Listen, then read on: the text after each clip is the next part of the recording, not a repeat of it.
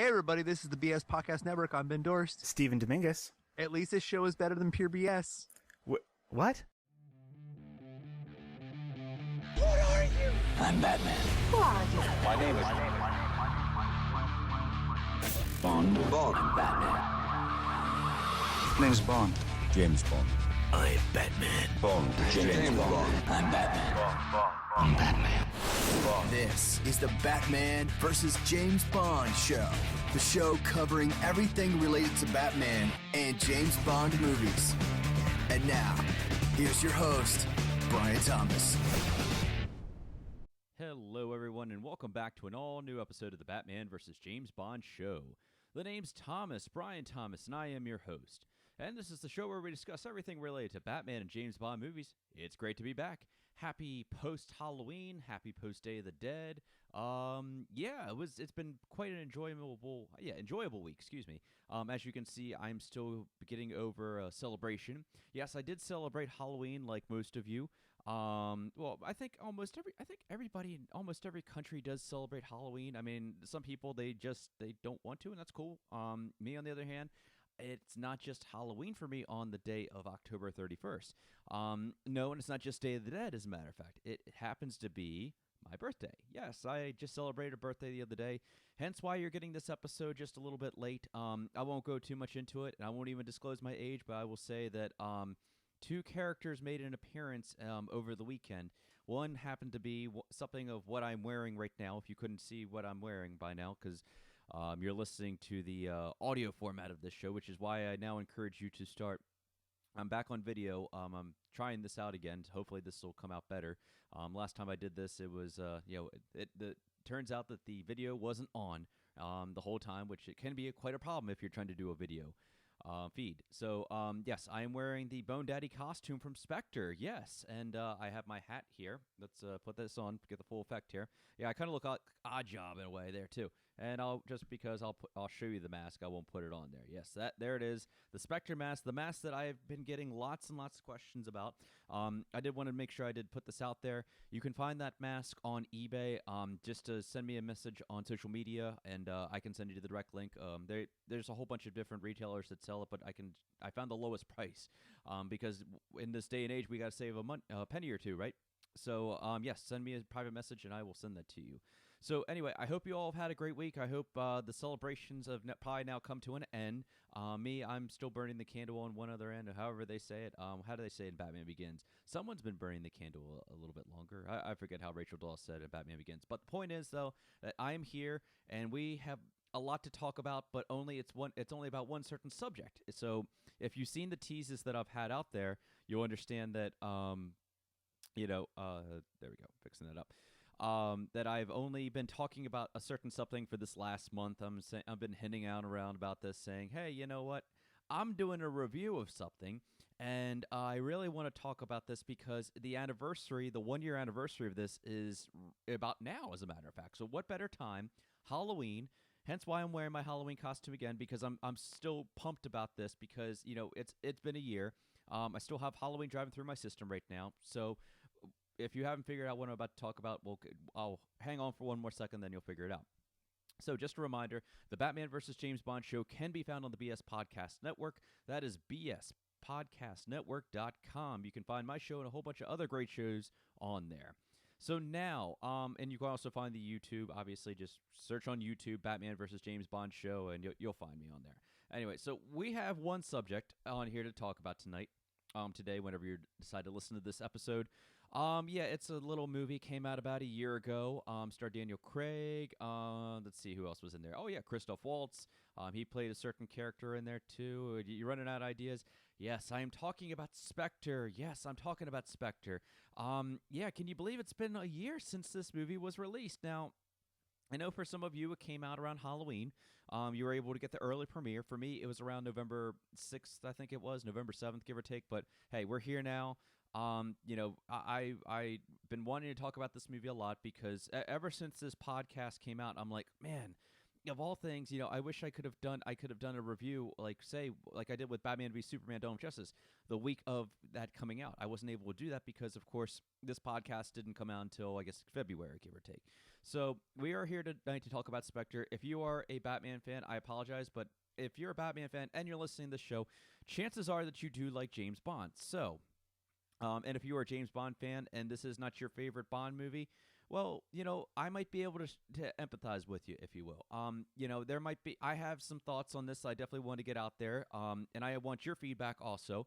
So, as always, leave feedback for me all the time. Comment on social media at Batman versus Bond, iTunes and Spreaker. You can comment on there. I'd rather it be 5 stars, but I very much appreciate it. Excuse me. Anyway, so let's start off with Spectre. Pretty much what I'm going to be doing, guys, is just about an hour, a little over an hour long highlights of this, like what my favorite parts were, the things that I didn't like. Yes, there's actually things I didn't like about Spectre. So let's start off with this. Let's start off with the synopsis, and let's go with this. A cryptic message from Bond's past sends him on a trail to uncover a sinister organization while M battles political forces to keep the Secret Service alive. Bond peels back the layers of deceit to reveal the terrible truth behind Spectre. Okay, and it stars Daniel Craig as James Bond, Christoph Waltz as... I'll leave that as Franz Obenhauser for now.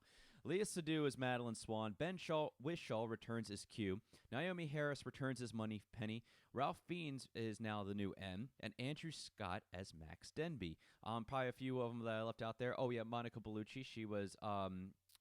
Skiera in there. Yes, she was definitely, we can't leave her out. We will be talking about her. So let's start off with the highlights. I'm just going to pretty much go through the film. I will disclose right now the imaginary spoiler. There it is. That's what my hand's doing. It's imaginary spoiler. We're going to make sure that that's there.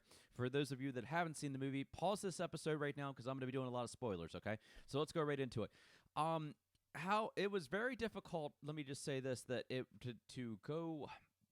to make a Bond movie, or it is, especially nowadays, after we've had some great last ones in the last, I'd say, 10 years now. We've had Casino Royale, hint, that review might be coming in the next week or two also. 10 years of that, as a matter of fact. That came out in 2006, which I think we can all agree is probably in the top 2 of best Bond movies ever. I know when I did the James Bond special about a month or so ago, it was between that and On Her Majesty's Secret Service, and I agree they're both excellent Bond movies. I like...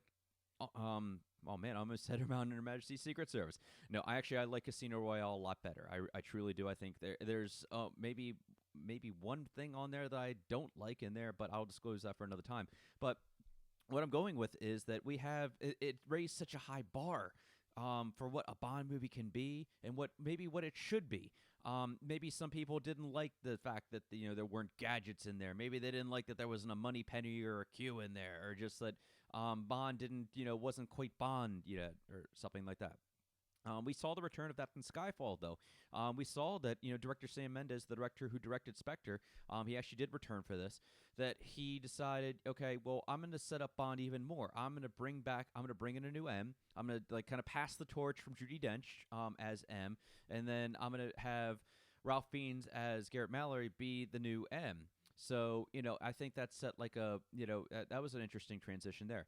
Then you have a younger Q. You're setting up a new Q there. You're setting up a new Moneypenny that we've never seen before. And now it's like all the classic elements of James Bond are back. He's now saying the name's Bond, James Bond. He still orders his martini.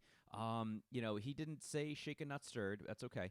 But my point is that Skyfall, once again, even set it stuck up there with the bar. Some might say that Skyfall, it wasn't as good as Casino Royale. I can see your arguments with that. It depends on my mood which one I like better, Casino Royale or Spectre. Wow. It depends on which mood, if I like Casino Royale or Skyfall better. I will say that, Spectre, in my mind, I'll tell you right off the bat that I didn't like it as much as either of those two. That does not mean that it's good, okay? There are some elements that I did like that they brought back.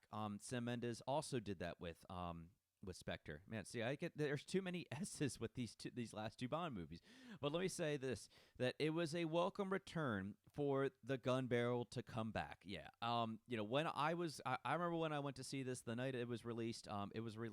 What they do here in the States is they release a movie early on the Thursday, right before the Friday, the Thursday night, and you can go see an evening showing of it. I went to see it with my dad, and we had a blast. We truly did, especially when we heard this gun barrel. You see the MGM logo, you see the Columbia logo, and all of a sudden you hear dun dun dun dun dun dun dun dun dun, and I'm like, yes, I did. I know I did something just like that. I didn't scream out loud, but I know I did the fist pump. I was like clapping inside my head and stuff like that. I was cheering. I was like, thank you, Sam Mendes, for bringing back the gun barrel.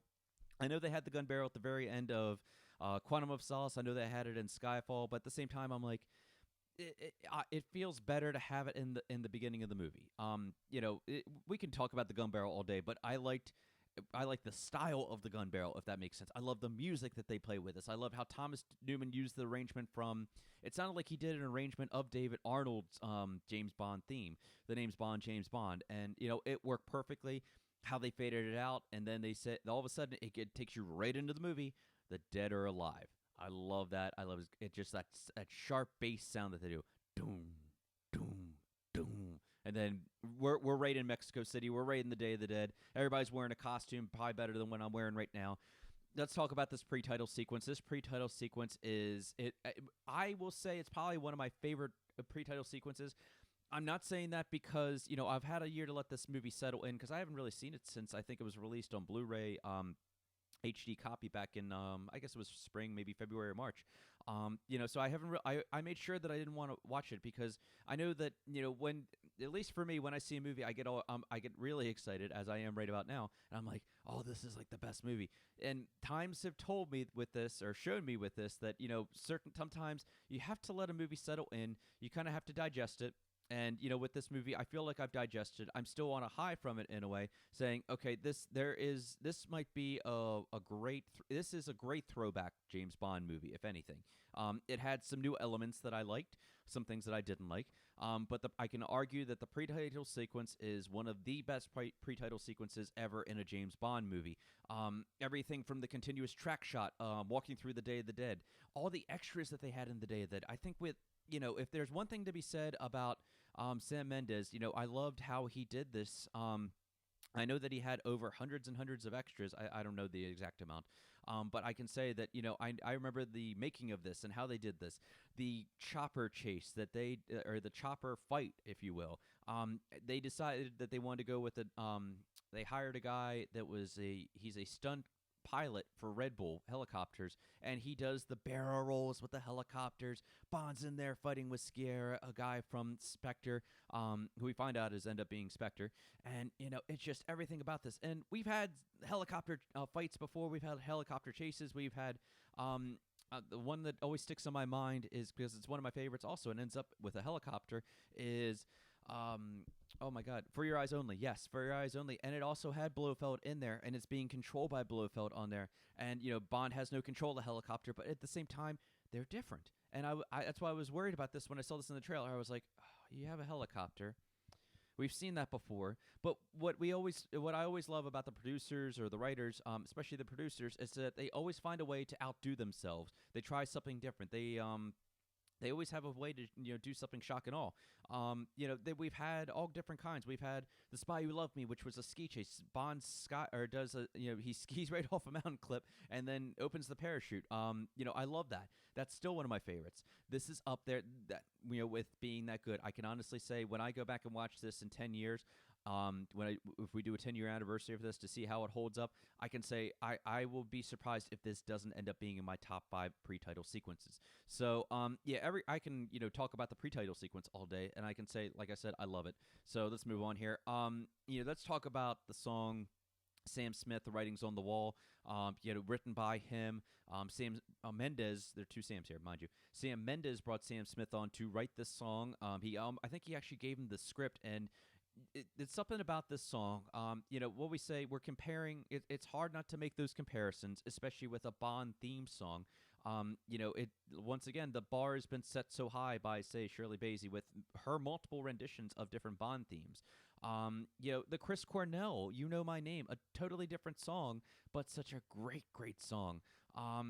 With Adele's Skyfall, I mean, it's an Oscar winning, and rightfully so, because it's that good. I can listen to it on the radio. I'll put it on my iPhone, and I'll listen to it all the time, and it just holds up. When I first heard the Sam Smith song, when it came out in over a year ago now, I was like, this is different. It's got to sink in, though. But I went back, and I kept listening to the lyrics, and especially when you listen to the lyrics, when you're going through it works really especially well when you throw in Daniel Kleinman's opening. Now, Daniel Kleinman, for those of you that don't know, he's been doing the Bond openings since 1995 with GoldenEye. He did them for all the Pierce movies. He did them for almost all the Daniel Craig movies, aside from Quantum of Solace. When he came back with Skyfall, he knocked it out of the park. With this one, he knocked it out of the park. It's something about like a song when it works well when you have a visual. In this case, you have a shirtless Bond with some beautiful Bond beauties. There's the octopus. The octopus in here plays so well, especially whenever we think Spectre. If you're a Bond fan, we think of that octopus. We think of the old classic octopus ring. We think of the new octopus ring that has the black marking on there. It's up the tentacles on there, and how Kleinman did this was just really well. I mean, he's wrapping a octopus's tentacles over a naked woman. I'm like, wow. He's doing that over the Walther PPK. He fits. I like what he's been doing in the last couple movies is he actually shows Daniel Craig in there. You actually don't just see just a black, just shadow of James Bond. You actually see Daniel Craig's James Bond in there. I love that. I love that a lot. And you can tell it's a love theme with Sam Smith's song. And when you see the movie and then you go back and you read the lyrics or you hear the lyrics, it's like, this works. This works really well, as a matter of fact. I'm not going to say it's my favorite Bond theme song. I'll save that for another day. But I will say that it does flow well when you mix it with the Thomas Newman score after he is able to pull up from the chopper. I think that works really well, and it just does I don't know, they blended it so well that it worked in off with this. So moving on here, let's go into the actual meat and potatoes of the movie. Obviously Bond, we know, was not supposed to be there.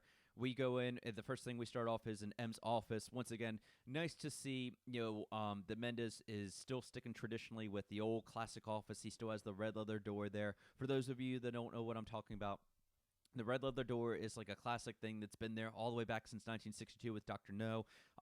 Sean Connery would walk into M. Bernard Lee's office, and then they don't have the light anymore, but the light would go green, and then he was able to enter after he was done flirting with Moneypenny. There was no flirting with Moneypenny in this, and so they decided to skip that and go right to the ass chewing by M. He's like, Mexico City, what were you doing there? And he's like, I was taking some overdue holiday. And bad impression, I know, but you get the point. Now, the thing is about that, though, is that it differed from what was in the trailer. In the trailer, I remember he was being more joking about it. This, he's just like, I was taking overdue holiday, sir. And then M decides to ground him, because obviously he wasn't supposed to be he wasn't supposed to be in there, and he blew up half a city block. So what's going on in the background here is they're trying to merge MI5 with MI6, and they're considering scrapping the 00 program. Now, we've technically seen something like that before. It was back in Never Say Never Again, where they were saying there's no. I remember Sean Connery saying to the new M there, saying there's very little use for the 00s, which is really ironic because that's kind of like what they are doing here, saying, now they're kind of comparing it with technology. So there's this program that Max Denby, he's also codenamed C by 007, and what he sees like going to be the new section chief, and he's going to be controlling. He's like saying, my people are always welcome to come stop by my office, and Bond's like, you little whatever. But the point being, though, is that he's trying to get this program online called Nine Eyes. And it will give unlimited access to the world's intelligence, and just pretty much saying that the 00 program is of little use. It's prehistoric. It's old. It's not the new way, and it brings up so many different possibilities. Just a way of thinking. Just saying, well, given the time and the age that we live in, it's pretty interesting because one, it's scary. I won't get political here. Don't worry, but I will say just imagine if we had our intelligence, whatever country you're in, if it's all about surveillance, and they'll be watching us, but at the same time, it's just like, oh, well, Bond, it's pretty much, okay, we're just pushing him to the side, and after what he did in Mexico, it's going to be, it's adding fuel to the fire, just saying, hey, you can't control your 00 agents, and, we really don't have use for them anymore. So really, really interesting, story going on there. What ends up also happening is that, I'm sorry, Bond is put on, he's grounded. M says that I don't know what you're up to, but it needs to stop. Bond is just, he's pretty mad about this, obviously, but he's going to keep doing what he's doing because he's James Bond. So let's move into the Moneypenny part here. So Moneypenny, says that they recovered personal effects from Skyfall. She delivers them to the apartment. Highlight about this was seeing Bond's apartment. I love seeing Bond's apartment. I know we saw it in Live and Let Die. I would assume that's his flat. It looked more like a house in a way. But the details that they put in this, they put all kinds of little odds and ends, and you really have to watch carefully. Everything from the little bulldog that M gave him or left him in her will from Skyfall that was there. The bottle of Macallan. There was the no furniture in there, which Moneypenny definitely made sure that she called him out on, just saying, "Did you just move in?" And he's like, "No, why?" And just because he has a TV on the floor without any TV stand, but it's home for him because obviously he's hardly ever there. What ends up Moneypenny is going with this, saying everybody can't stop talking about what you did in Mexico, like you've crossed the line. I personally, I think that, you're just getting started. And, he shows her this video. There is a nice little cameo in here from Judi Dench. She pretty much says, along the lines of, Lucia Sierra, find him and kill him and don't miss the funeral. And she's like, oh, okay. And what Bond convinces Moneypenny to do is saying, hey, I need you to be my mole. I need you to do a little quiet digging for me behind M's back. And, this is very important. And, I think when she sees that it was from M, from the previous M, Judi Dench's M, I knew she had trust in her. So it's not just like he's just on some kind of wild goose chase. It's that something even bigger, that she's looking at the bigger picture, if you will. So, we go on to that. She brings him this picture, and the thing with this picture is, well, it's photoshopped, obviously, of a younger Daniel Craig, but it has an older gentleman in here, and it has, like, I guess, child custody right papers, if you will, and there's a burnt edge of another kid, but we don't get to see his face, because, ironically, it's happened to be burned off. So, something, Bond gives it this, this kind of frowny look, just like, okay, I know who that is, but, we'll get to that later. So, moving on here.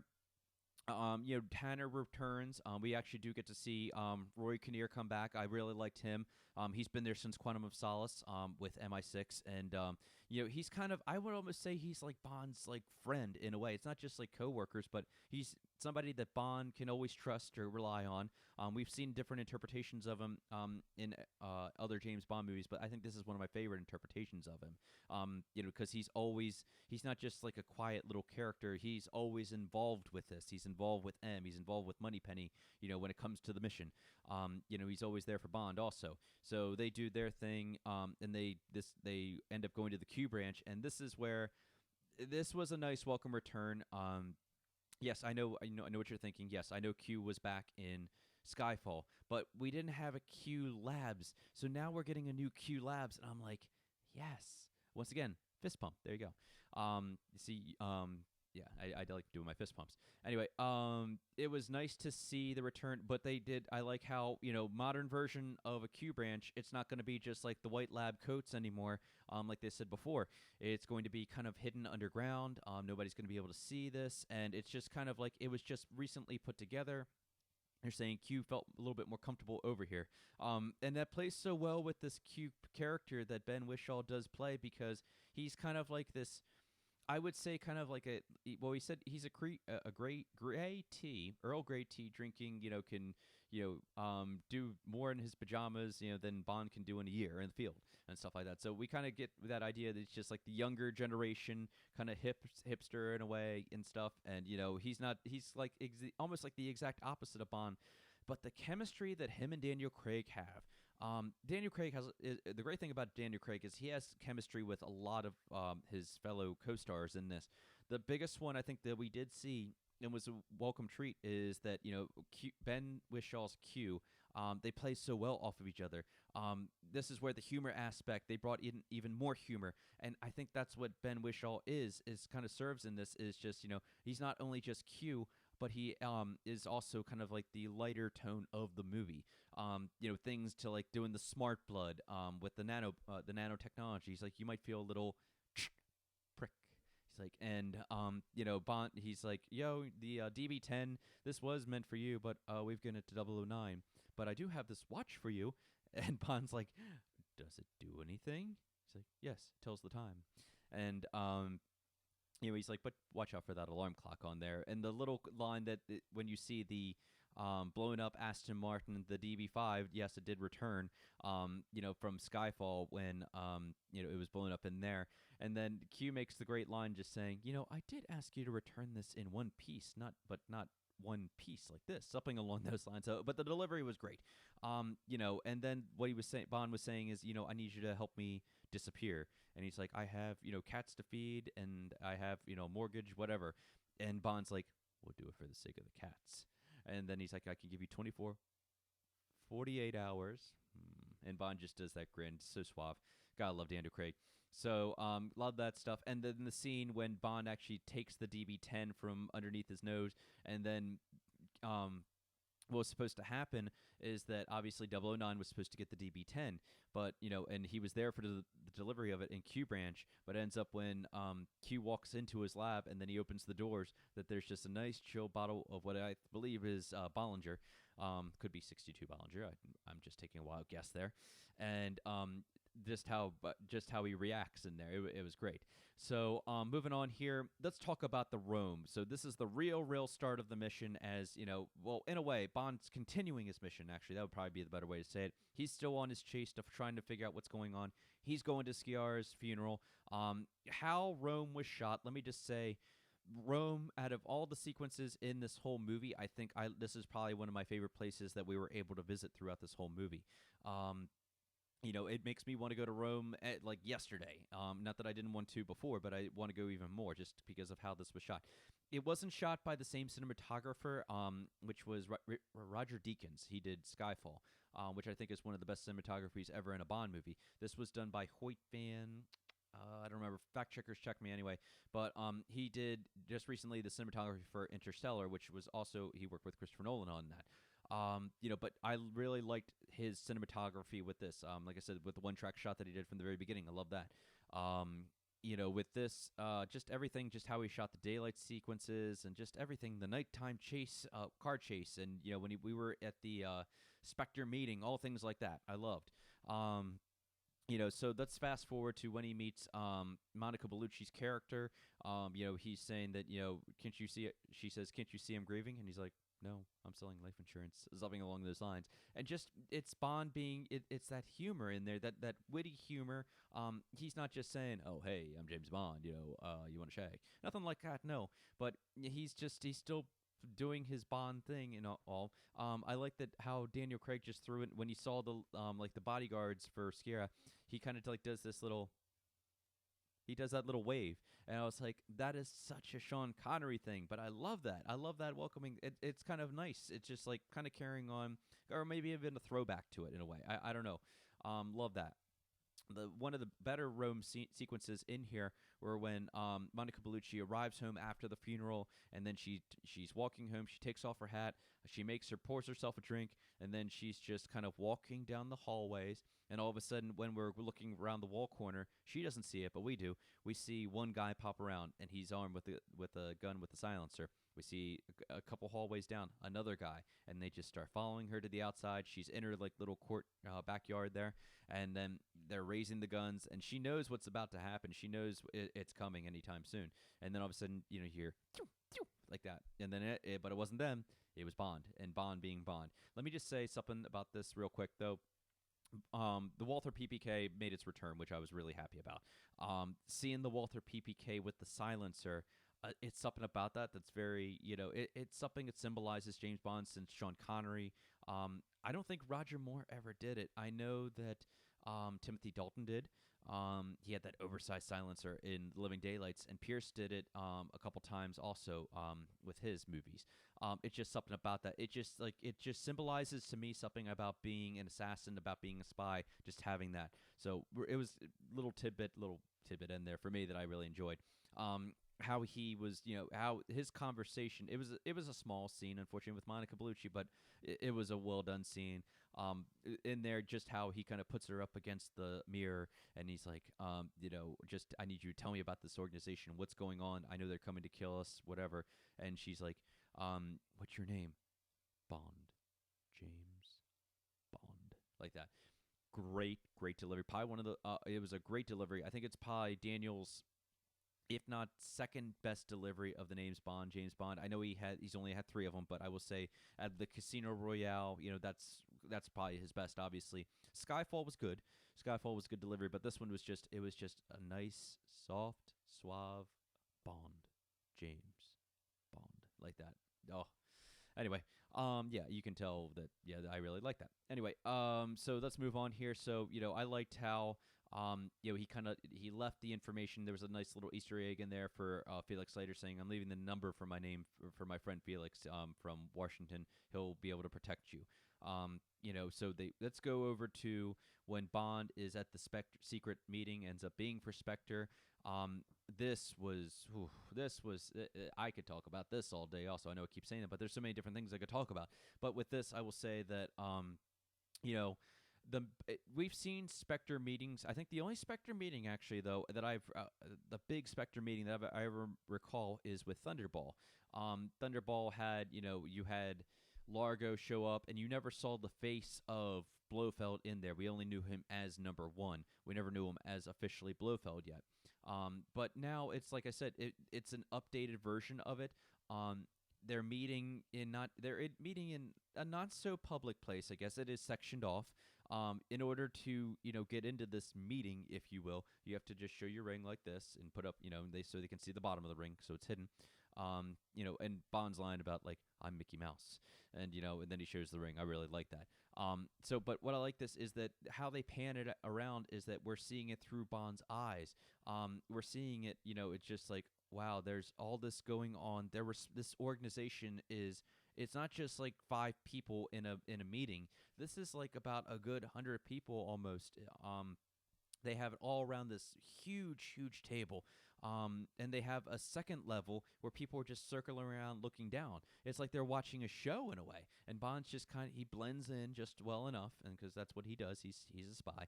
And they're talking about all kinds of things, whether it's terrorism. I think they were talking about prostitution in there. And then all of a sudden, one of the ladies is carrying on about her something on that's going on. One of their plans. These huge double doors open to where the main chair is, and then you see bodyguards walk in with this one guy. He's not so big, but it's like royalty just showed up. It's like the king just showed up, and he sits down, and then what's great about this is so they take the microphone. There's a microphone at all the tables, so everybody can hear it and they can translate and stuff.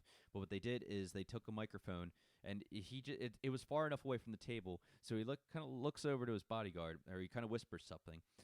He did a little bit of whispering in there, and we never knew what to expect. And then they moved the microphone up, and he's like,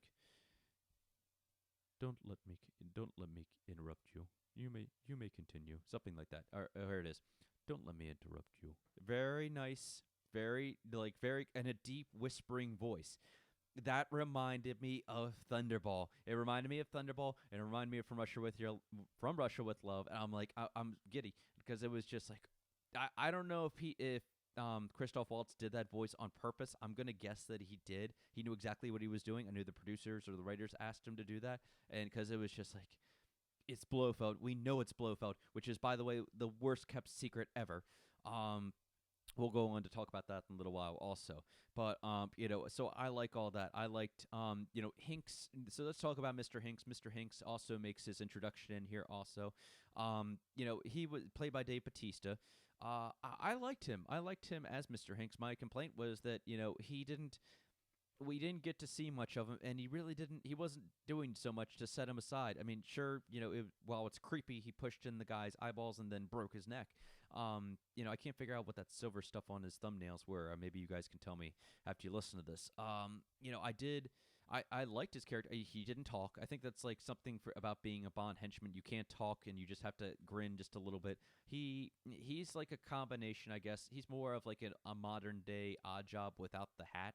I think that I liked him. Like I said, I just think there was nothing that really differentiated him from like your typical henchman. I mean, we've seen plenty of Bond henchmen that are strong. Bond will have a couple fights with them, and they can take multiple punches to the face, and it won't even phase them at all. That's kind of what this was. But I'll save my good part for a little while. Let's go to this part. Still sticking with the meeting. Fast forward, and then all of a sudden, this mystery guy, we'll call him number one for now, is saying, all of a sudden a distant bell rang, and then he's like, "Welcome, James. It's been a long time, and finally, here we are. What took you so long?" And Bond is literally like, "He mentioned my name. Oh my god. How does he know my name?" Excuse me.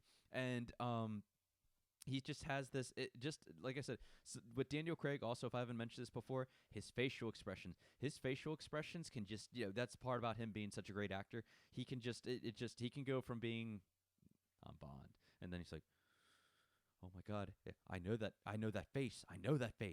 And then, that number one's like, "Cuckoo," and then Bond runs, and then, then proceeding to the car chase. Now, let's talk about this car chase, okay? So we've had many car chases before. We've had car chases with the Aston Martin, more recently with Quantum of Solace. I will say that this car chase, it was, right now I'm going to say it's not as good as Quantum of Solace. I know I'm comparing apples to oranges in a way. And that's the good thing about this, actually. And maybe when we look back, or maybe some of you will, disagree with me on this. Maybe you won't. I don't know. Let me know what you think. But I will say that, while the editing of Quantum of Solace's Aston Martin car chase with the DBS, it was choppy. It was edited so fast that, it was a quick 2 minutes. This one took the opposite way. It added, it was like a good 10-minute car chase almost. It felt like 10 minutes. Anyway, we see the new Aston Martin DB10. Mr. Hinks is chasing him through downtown Rome at the nighttime. Like I said, how this was shot, downtown Rome. This car chase just symbolizes of how well how well Rome was shot. Anyway, I liked how they added more humor to this. I liked how the gadgets didn't work. So he's trying to do one of the gadgets. He turns the button for backfire, and guess what? It doesn't work. He's like, "Oh, no." When he hits music by accidentally, it was 009's playlist or something like that. It's playing New York, New York. I like that kind of stuff. He's doing one-liners, and this is, I think we've seen Bond, or maybe we have. I don't know. We haven't really seen Daniel Craig's Bond do many one-liners to himself. So I remember, like, even back in the days of, like, Goldfinger, when Sean Connery was driving the Aston Martin, he's like, "Control yourself, 007. Control yourself." Something along those lines. I was like, I like this. I like that, he's just, I don't know about you guys, but I talk to myself. Technically, I'm talking to myself right now, aside from being on a webcam and a podcast. But I really liked how he's doing that. He's pushing how he pushed the little Fiat, the older man in the Fiat. I like that a lot, because he just, he just revs up the Aston Martin, and just he's able to get up to speed so fast that he pushes it into the parking spot, and then the airbag deploys. Really funny. Things we probably wouldn't have seen before in a Bond movie, I guess, in such a long time. I liked in here how he calls Moneypenny, and Moneypenny's at home, and Moneypenny isn't in bed alone. Her boyfriend, we'll say, is asleep next to her. Moneypenny was awake on her computer or on her phone or whatever, and she tells the guy, she's like, "Oh, don't worry, my boss just lost his credit card. I'll be up for a few minutes." And then Bond's like, "Who is that?" And she's like, "Oh, just a friend." "At this time of night?" And she's like, "It's called life, James. You should try it." And I'm like, I like that, because that's just showing that, okay, while everybody else, James Bond is, yes, out saving the world, we're living in this cinematic universe where, I guess, or this movie universe in a way, just where everybody else is, typical. You'll see Moneypenny. She goes home at the end of the day. Maybe Q is stuck in his lab working on his next gadget. Who knows? He might be out dining at dinner, something like that. So I like that element of it. So, and then, in my mind with this car chase, I will say that it had two different parts. It had more of just like the humor aspect of it. Like, the first half was more humor and more the conversation with Moneypenny. The second part was the real actual car chase when we get into the waterway chase. So they go down and they're like going along this like river, or I guess like stream or something like that. And he's still being pursued by Mr. Hinks. Mr. Hinks wasn't able to do many things besides just kind of, you think he'd be shooting him, but he's just kind of chasing him in the car. And it worked. I really liked it. So Bond, he does he does actually get one of the gadgets to work, and he's like, all right, come on, Q, give me something, and he gets the flamethrowers out of the back, and I really like that. Good throwback to which was it? It was You Only Live Twice. Thank you. Little Nelly had the exact same thing, but still, I liked it. I think it was probably intentionally meant to do that. Actually, the buttons in that Aston Martin DB10 are very reminiscent of the ones in Little Nelly. Maybe that's just me. I don't know. Let me know what you think. I like that. I liked how they had it was kind of an ejector seat. It is an ejector seat in a way, but they put an update to it. Instead of just pushing the button, they actually, he pushes it, and it does like a throwback to GoldenEye. Yeah, it like kind of like when he ejected from the Tiger helicopter. You push the buttons, and the whole seat goes out of it. And then the parachute deploys, which he of course, another Aston Martin down the drain. It crashed right into the riverbank. And then, but I did like that, he landed on the road, but he's able to walk just very casually. And he's like, good evening. And just like that. So once again, what's going on in the background at all this time is the Nine Eyes system. C is, hell-bent on getting this Nine Eyes system together. He's even saying, this is for the sake of security and so forth, whatever. So at the same time, Bond makes it to Austria. He determined from Moneypenny who the Pale King is.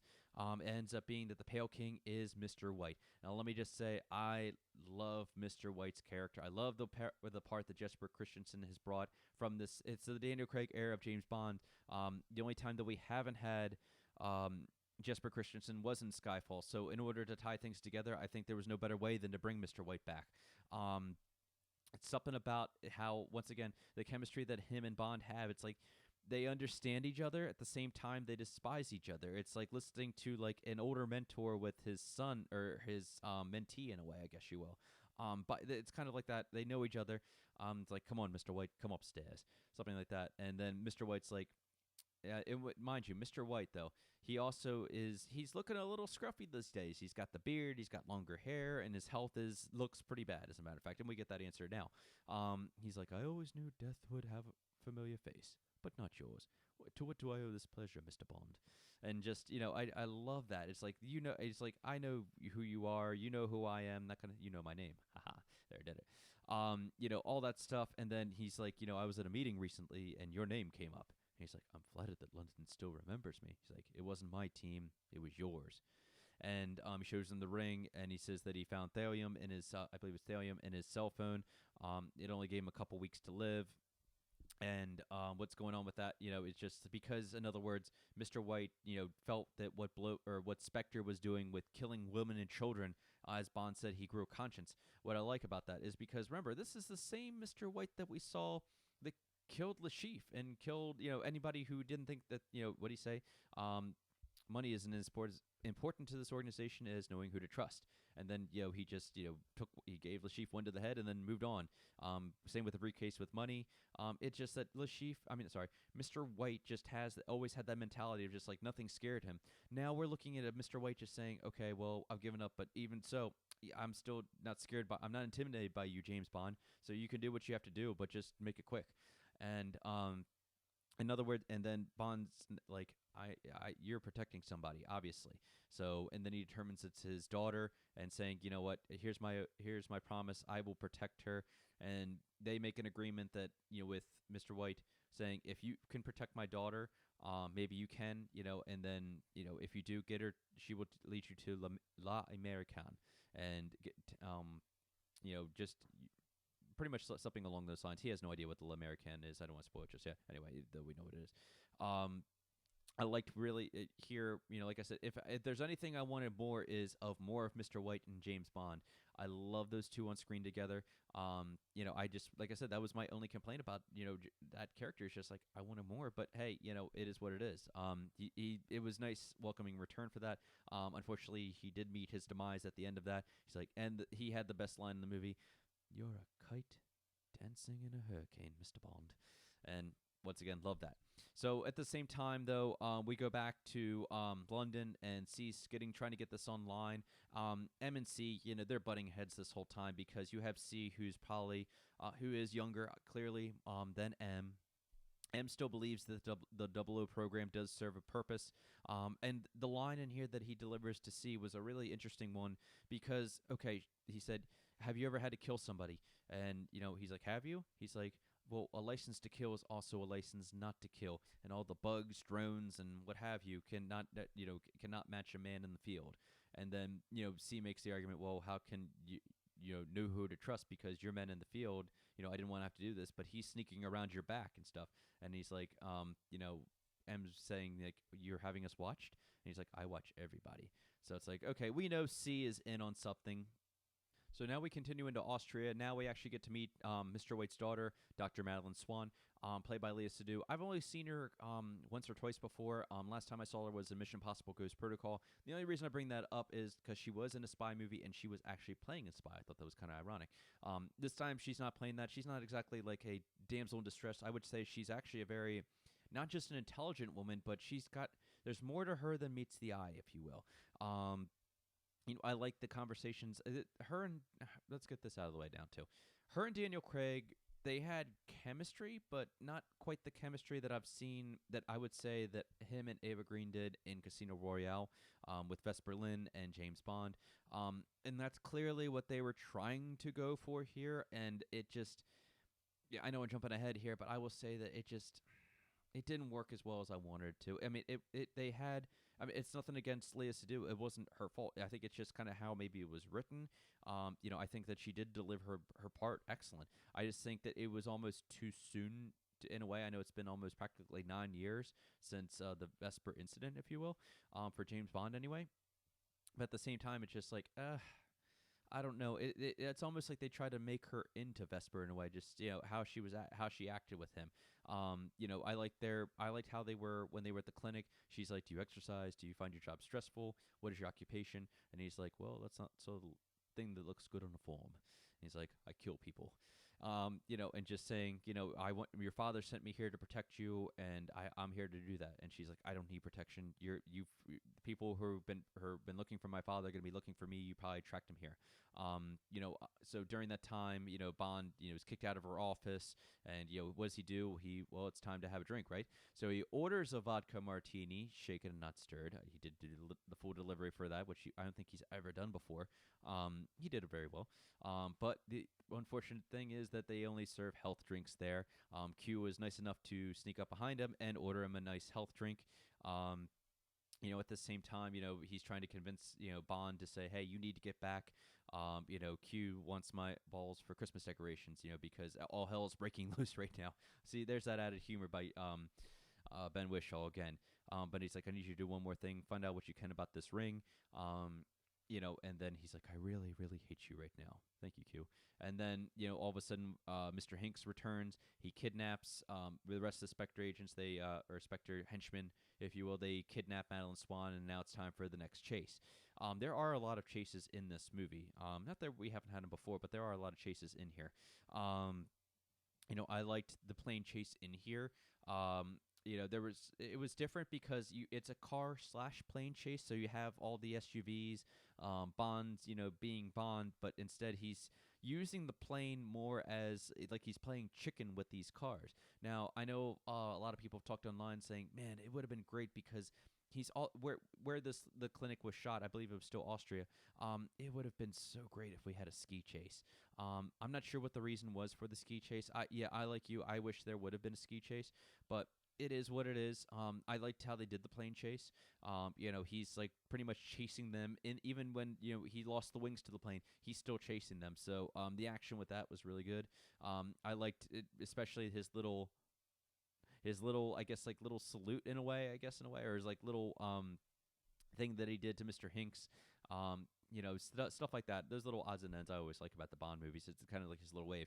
After all this happens, it turns out that Q is determined that after analyzing the ring, somehow, some way, he can take that ring and get all these fingerprints and all this data off of it. I know Sam Mendes has talked about it before, but still, it is what it is. He's saying that 007, I was wrong. Everything, it's all connected. Le Chiffre, Green, Mr. Silva, Sciarra, they all lead to this. They're all part of this organization. And that Madeline Swan says that its name is SPECTRE. very sexy, by the way. I loved her delivery with that. It just, and let me get this out of the way also. I liked that they connected everything from the previous Daniel Craig Bond movies, especially about the secret organization, with it being connected with quantum, because technically in another language it does mean Spectre. I will say that I didn't like it so much that it was connected with Skyfall.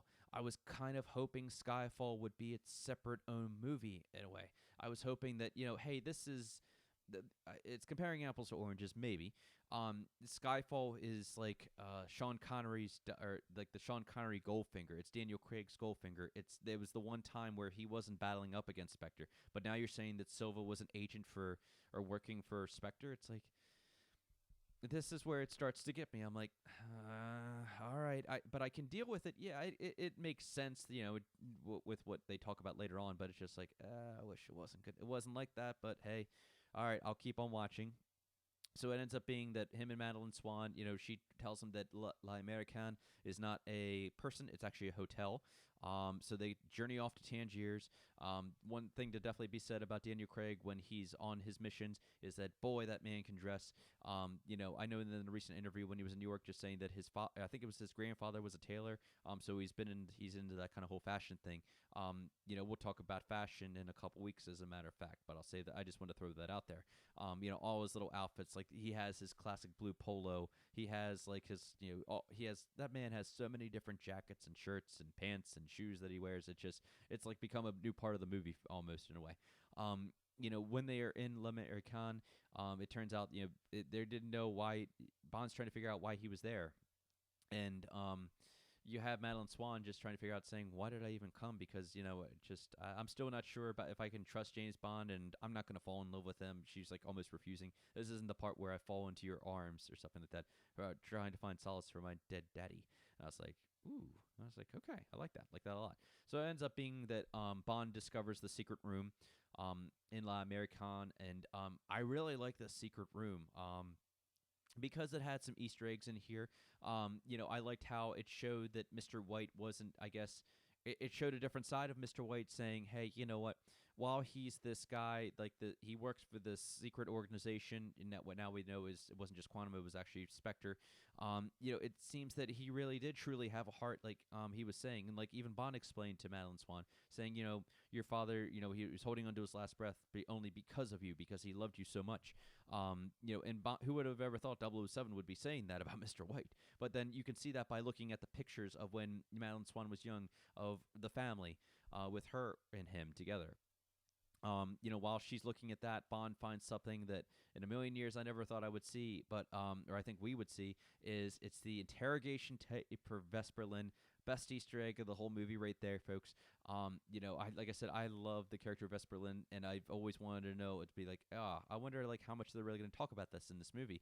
But I liked what they did with this is that he picks up the interrogation tape, and he's looking at it. He's just giving it this like, it's like he's like secretly remembering that, or kind of keeping him to himself. And Madeline Swan's like, what is it? And he's like, nothing at all.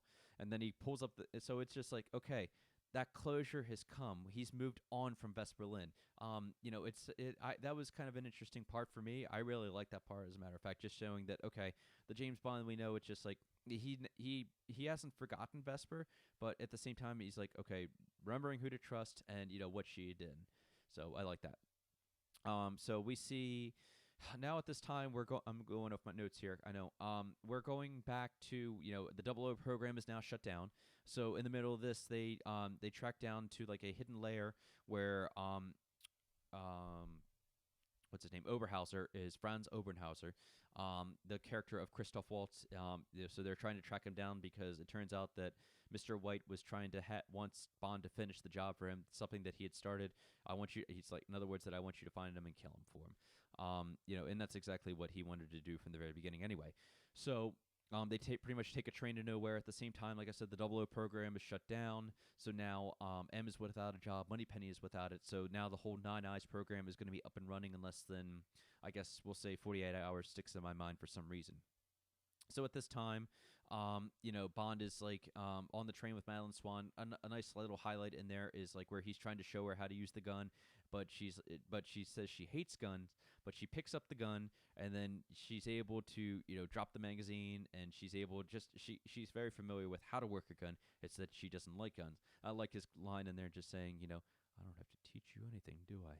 And it's like, okay, you can see that he's kind of like falling for her a little bit also. And then the dinner scene. Now this dinner scene is just, it rings to me like a classic, like a I'd say like a 1950s movie in a way. Just the lighting in here, the outfits that they were wearing, the return of the white dinner jacket that we haven't seen since Roger Moore, since Octopussy, made famous, I guess, more by Sean Connery and Goldfinger. He's wearing that. Her dress, she was wearing this lovely, lovely dress in there. They're having dinner. How they're drinking their martinis. They drink the dirty martinis. She says lines, and this is where I make the comparisons to Vesper. She's saying, "Why does a man choose the life of an assassin? Doesn't it always bother you being alone?"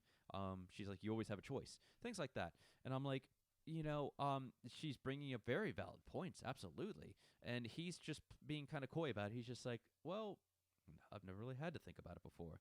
I don't stop to think about it." And stuff like that. And he's like, I really wouldn't know what to do. So it's bringing back stuff like that we saw at the beginning with Casino Royale when Vesper was asking that, just saying, what would you do, if you were to leave? And he's like, I don't know what an honest job would be because, I've always been doing this. So it's bringing back that again. So that's why I said the Vesper, I guess, the character ring does kind of, come back to me in a way.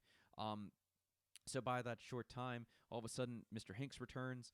Mr. Hinks, is back, and this Mr. Hinks fight versus James Bond is this is where I could definitely give credit to Dave Bautista and Daniel Craig with this fight. I love this fight. This is just a no holds bar. If there were stunt actors in this, you could barely tell because it was just done so well. The choreography, it wasn't like it was just like, okay, gentlemen, action, go at it, just act like you're fighting. Batista, just kick Bond's ass, something along those lines. And that's exactly what happened. You have everything from just being thrown through walls, being thrown into like tables, thrown into mirrors, Mr. Hinks being set on fire. You have like the little, I guess it's like a bottle cork. Bond's trying to use that, shadow boxing, all kinds of things like that. Ends up resulting in Mr. Hinks dying. Well, let me stop myself there. We don't know if Mr. Hinks officially died. I will say that, as the saying goes in movies, did you see the body? I will say that he didn't die. I'm gonna just go out on a whim there and say that he didn't die, but he did fall off the train. They did like a whole little Jaws thing where they wrapped around not the actor, not the character from The Spy Who Loved Me and Moonraker, but like the movie Jaws with the shark. How the kegs of, which I would assume is Heineken because that is a sponsor, it just kind of like they went out the train, and then Bond was able to tie a rope around his neck, and he's like, shoot. Like that, but I'm keeping it PG-13 here, that is. Anyway, so he yells that out, and that was about the end of Mr. Hinks. I'm like, kind of wanted more of Mr. Hinks. I truly did. Like I said, that would be my only complaint. And that they didn't give enough for Dave Bautista to do, but it is what it is. So after that, they're like, so now what do we do? And then they cue some more Sam Smith music, and then this is like the cue. It's like, okay, that's where the Sam Smith music comes in because obviously they're falling in love here and stuff like that. So now they're at the train stop where it's like in the middle of nowhere. A nice welcoming return in here is something that we see a car approach, and then she lets James Bond, or Madeline Swan lets James Bond know this, and she's like, what is that? And he's like, that is a 1948 Rolls-Royce Silver Wraith. And he knew exactly what it was, as did the audience, as did we. Majority of you, if you are a Bond fan, then you knew exactly what that car was.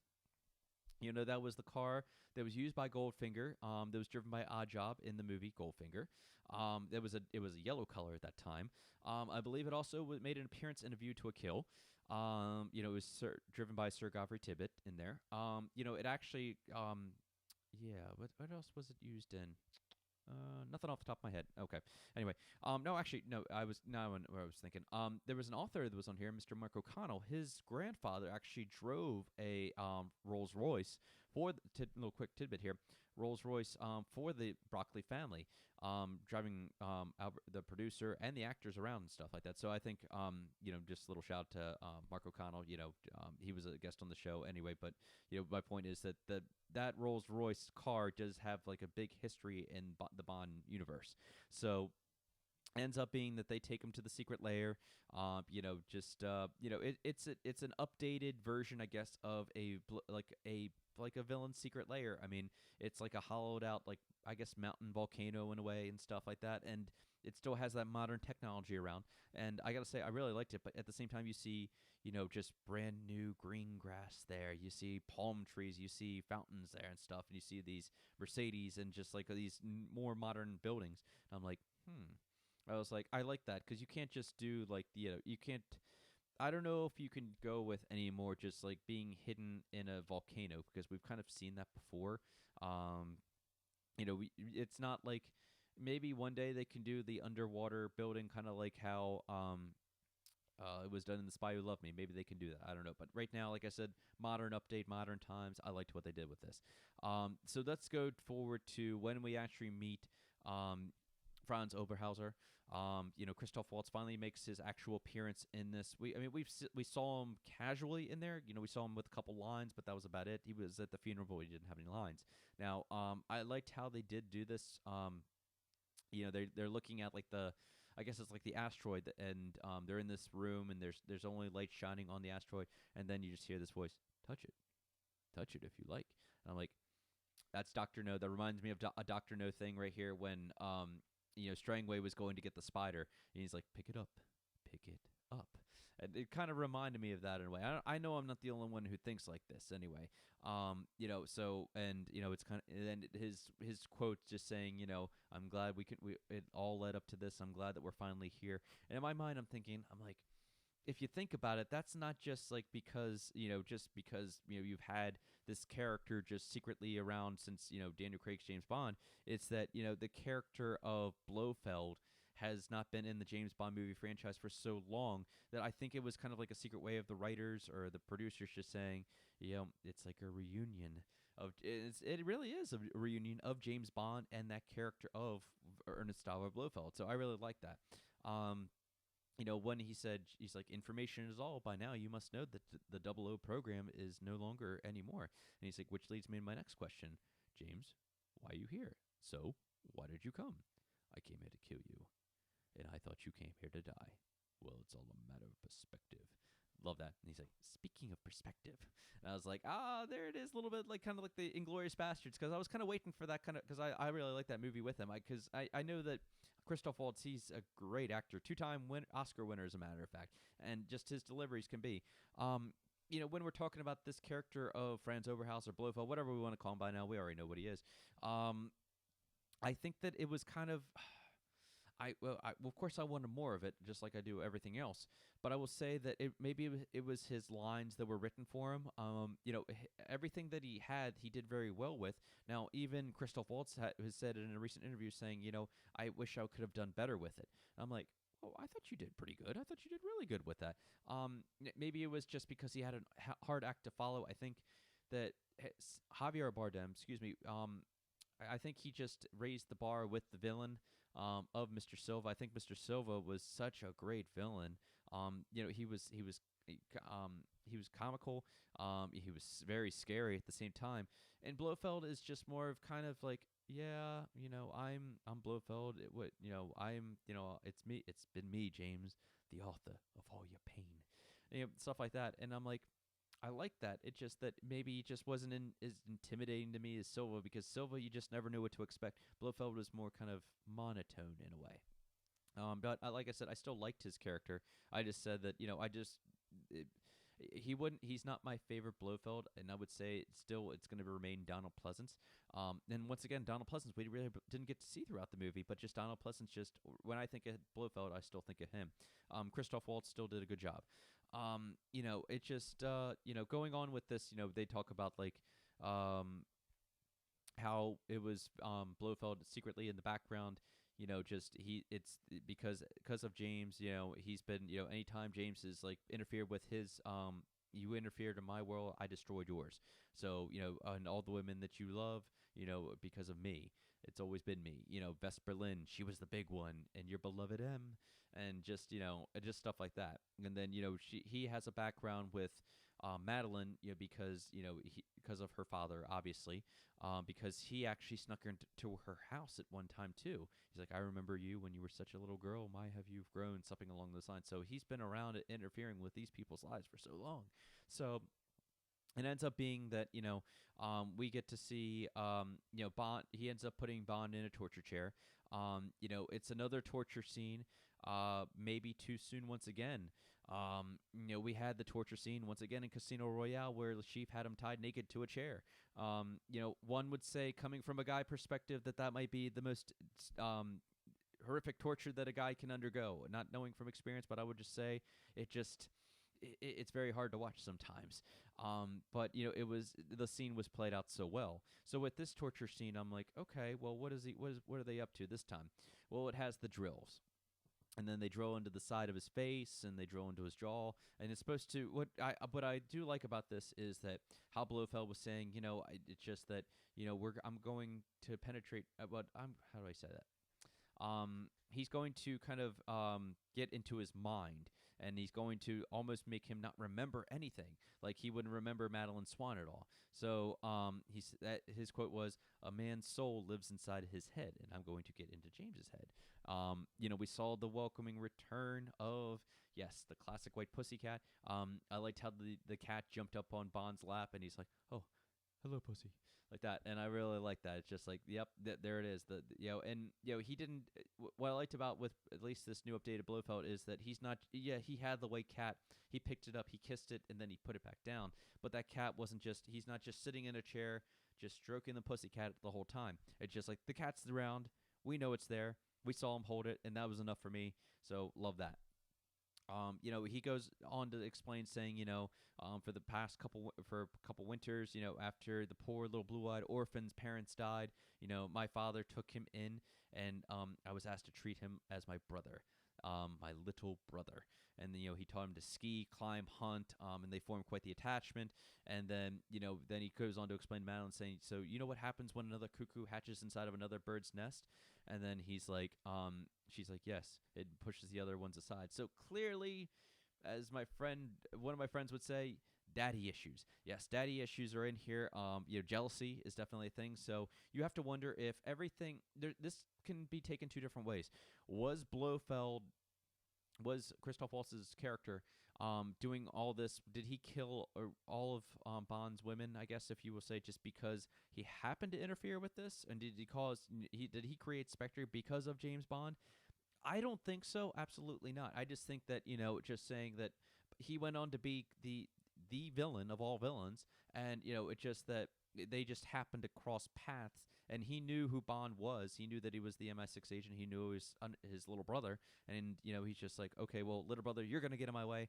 I'm going to take away something that you love, and that's exactly what happened here. So that's at least how I take it. I'd love to hear what you guys have to think about this. So I like that. I liked how he's, Bond said, he's like, do you know any other catchy bird names, Franz? And he's like, Franz Oberhauser died during that day. The man you're looking at, the man inside your head, is Ernst Stavro Blofeld. And you would expect something like a dun-dun-dun kind of thing. I guess we were all kind of expecting that in a way, but it kind of played it casually. And I believe in interviews I heard just like, well, remember, we're seeing this through Bond's eyes, and this is unofficially the first time that, well, it is officially the first time that Daniel Craig's James Bond's ran into it, so it's not going to be like, oh, you're Blofeld. It's like, oh, you're Blofeld. Catchy name. I like that. So I did like that line. And then when he's drilling into his mind, trying to make him forget, saying, oh, you're not going to remember Madeline Swan, he's like, Madeline goes up to him, kind of wakes him up saying, I love you. And I'm like, I don't know. I don't know. Too soon, I'm afraid. Too soon. Too soon to say I love you, I guess, especially only after like a couple days. I don't know. I guess it depends on love. I have no idea. No, I do, but just not that fast anyway.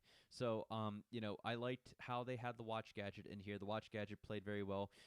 They kind of are going against what they said in Skyfall, saying, oh, we don't go for the, you were expecting an exploding pen. We don't go quite for that anymore. But they have an exploding watch. It's like, All right, it's no Meagle watch. Okay, whatever. It was a funny line at Skyfall, but now we get the exploding watch. I'll take it. And by the way, great watch. And then he, gives it to Madeline. He's like, 1 minute, and then then throw it, and then he whispers, "Tempus fugit," and he's like, "I can't understand what you're saying, James." He's like, "Tempus fugit. Doesn't time fly?" And then she throws it and then blows up his computer and stuff, and then he's able to get out of the chair. Now, this is where my big problem is with the whole movie. It's just that he was tortured. Okay, he was tortured when he was drilled into the head. One can only imagine what that would do to you. But when you're drilled into the head and then you're able to pick up a machine gun, and go John Rambo on them and be quite the marksman, it's like, really? I didn't like that. I honestly did not like that. How can you shoot every other guy without any trouble? I've heard theories out there that really didn't happen. It's kind of just like an alternate universe, just where we think, it's kind of like a dream. It's like Bond really didn't do that. I've heard that. I was like, I could kind of see that, but I don't. This is honestly, I think it was just the writing. I think if they would have written it, if they could have written it better, if I could have fixed Spectre, and believe me, I have no writing expertise at all, I would have said, from a fan point of view, I would have said, you know what? Let's make it so Bond is still coming at, he's still feeling the after effects of the drill. And let's make it so, why doesn't he have Madeline Swan? She's, if she knows how to use guns like you explained it, and you even set it up there, why isn't she the one shooting the guards? Why isn't she the one, helping plan this escape? But yeah, I'd say that was a missed opportunity, and that was kind of poor in my mind. So I was disappointed with that.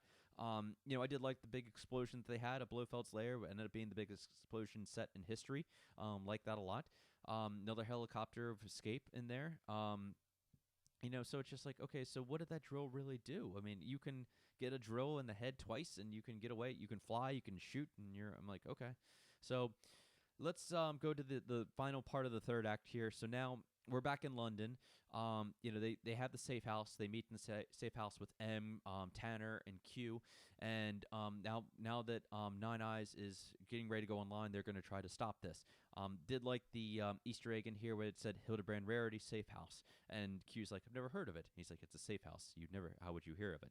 And, just a little tip of the hat there to Ian Fleming's short story, Hildebrand Rarity.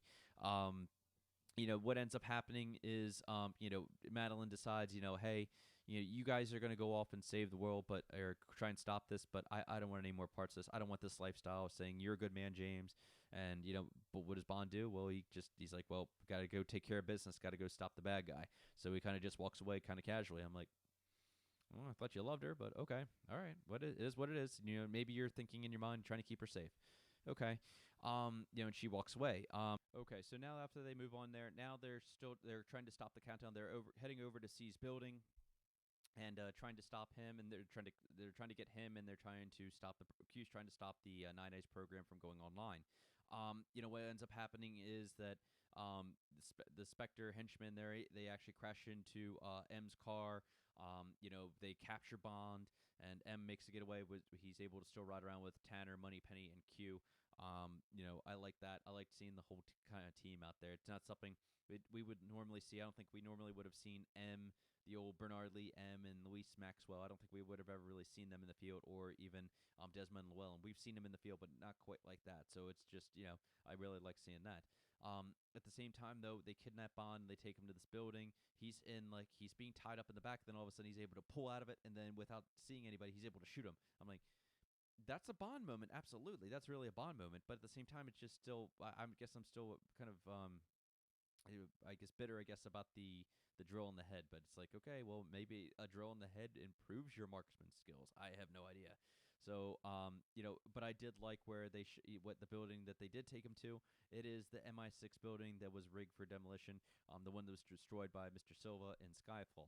As he walks into the building, I like seeing the spray painted James Bond on the wall. So that literally there you have it. The writing's on the wall.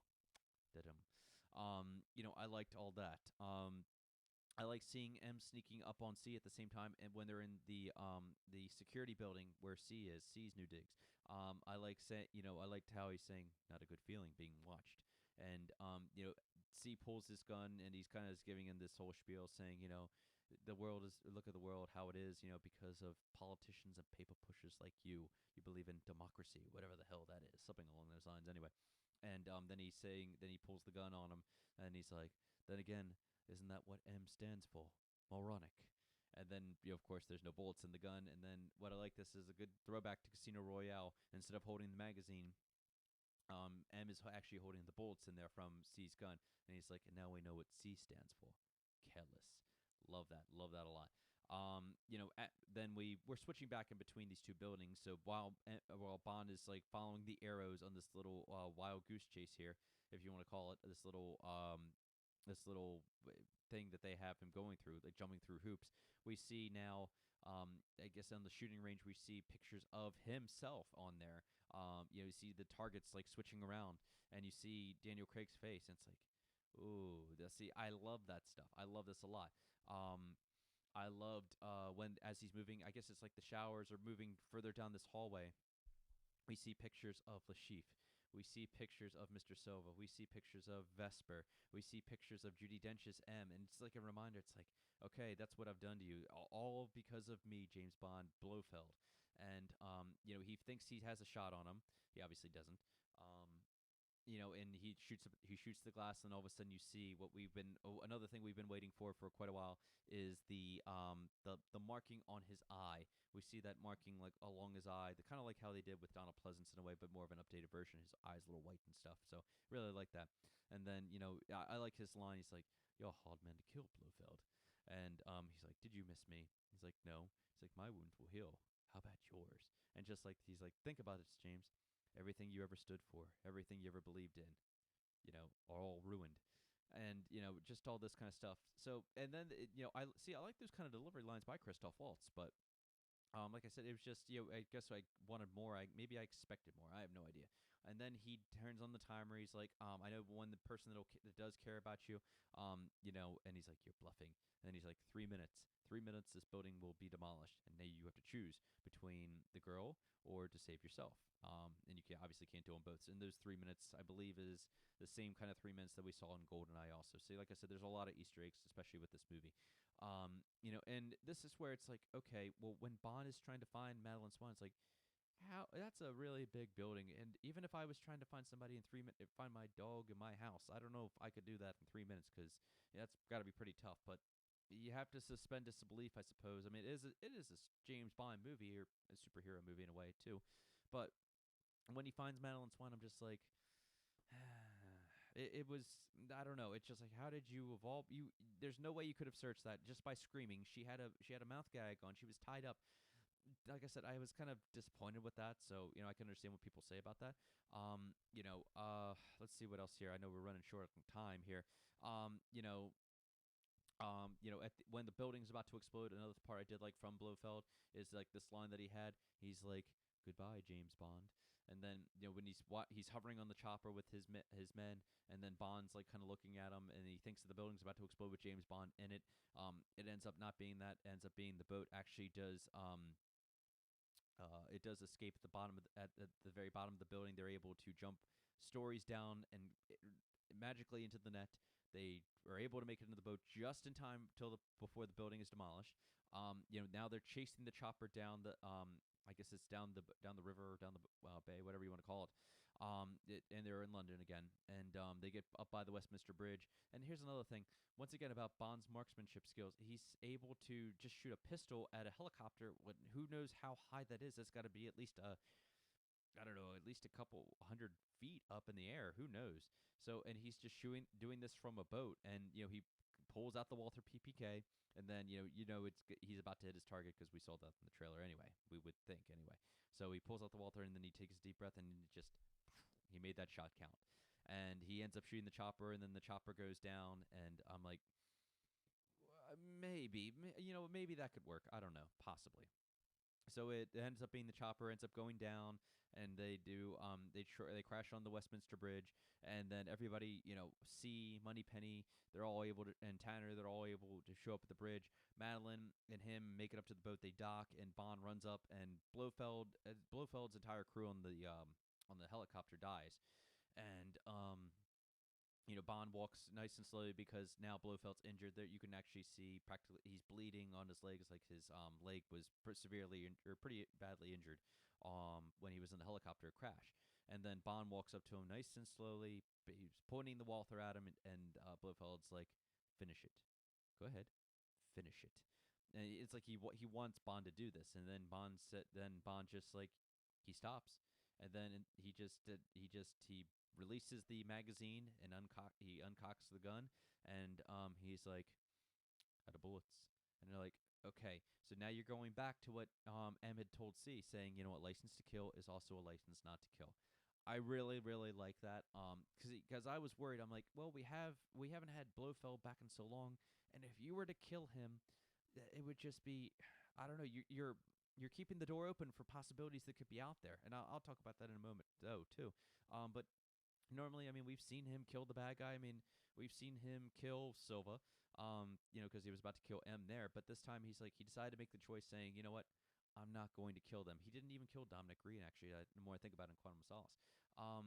Things like that. So I really like that. And he's like, his quote in there, "I've got something better to do." And, then he does the gun throw, then he gets the girl.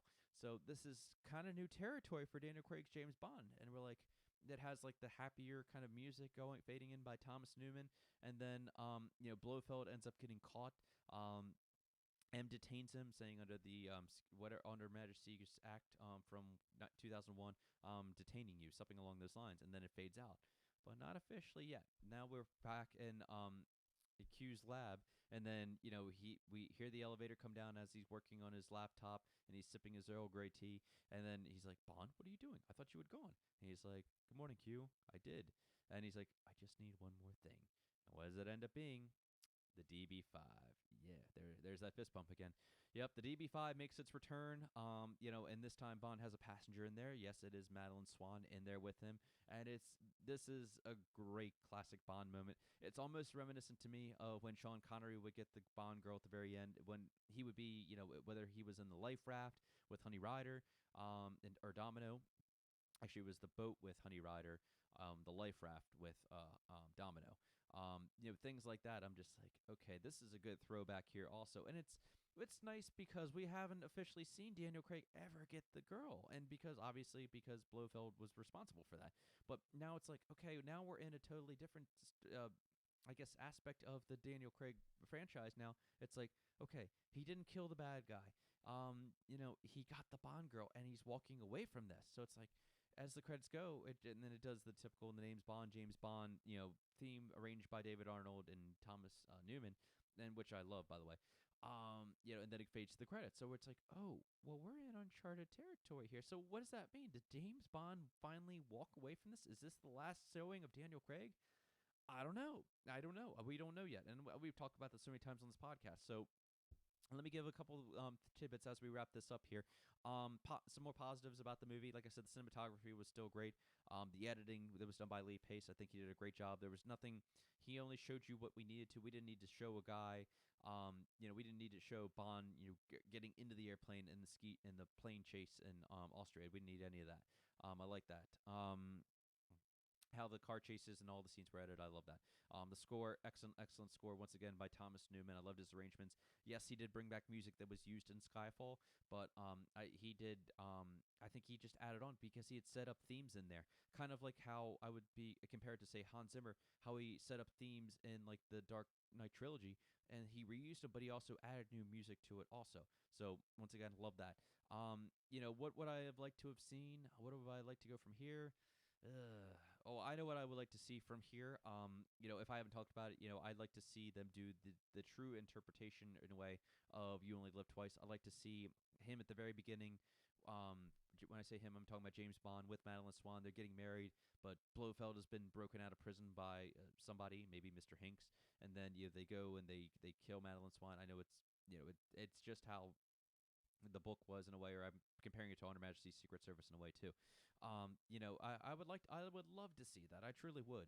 I just think that, like I said, overall, when I give my ratings for a movie, I do it out of a 5-star rating. So I would say that, out of a 5-star, 5 being the best, 1 being the worst, I will say this is easily a 4. I'll give it a 4.5 because I really did enjoy it. Those negatives I said about the torture sequence, about Skyfall being connected with Spectre, I can get past that. I truly can. So, overall, this was a very entertaining, very fun Bond movie. I remember when I saw the ratings, I'm like, well, it's not as good rated as Casino Royale. It's not as good rated as, say, Skyfall. I'm like, I'm getting kind of worried here. But honestly, there's nothing to be worried about. This is a great Bond movie. This is an excellent Bond movie. As a matter of fact, it's not perfect. Absolutely not. Like I said, you could tell by the little comments I had about that. But overall, I think this is one that's going to hold up very, very well. I think when we go back in 10 years, assuming I'm still doing this for 10 years, I think it's going to be one of those that just holds up very, very well. The Easter eggs are in there that are very good. The story, it could have been improved. I know the third act they had problems with, that where they thought about killing Blofeld, they decided not to. I like that they didn't, honestly. So, biggest thing is, what do you guys think about this movie? Let me know. Comment in social media at Batman vs. Bond. Let me know what you have to think. Comment on this YouTube video. Let me know what you think. So, that wraps it up for this episode of the Batman vs. James Bond show.